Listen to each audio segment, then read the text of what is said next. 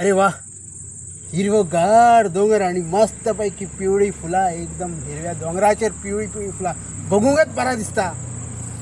ही तशी बघून गेला एक मुहूर्त फुला, गणरायाचं आगमन आणि ह्यांचा फुला म्हणजे एक मुहूर्त कसो. वा वा वा.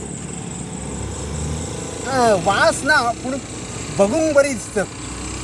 ए भाऊ आहे जाऊ रे, उपळून खंय व्हरतात तुम्ही ती? आ अरे अशी वर्षाच्या वर्ष तुम्ही उपळून व्हरतात आणि गेल्या वर्षा तू त्या डोंगरात असलंय, तो उपळून उपळून सगळा डोंगर खालास तो म्हणून तो अनु ह्या डोंगरात दिलाय.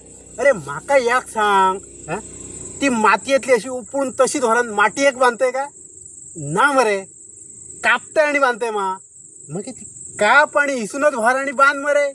अरे सगळं एक डोंगर तू खलास केलं गेल्या वर्षा, आता ह्या डोंगरात दिले तू काढून दिवसा ना मी तुका उपळू नका काप आणि व्हार. अरे बापिया ऐका रे, काप आणि व्हार. अरे येणारे पिढयेक, तुझी येणारी पिढी जी असतील ती काय गणपती पूजूचा माका सांग. तो गणपती खचा हरण घालतलो, त्यांनी फक्त मग चित्र बघता पडटलं ते का पुस्तकातला. दौरा येणारे पिढयेक तरी ता हरण सांभाळून दौरा.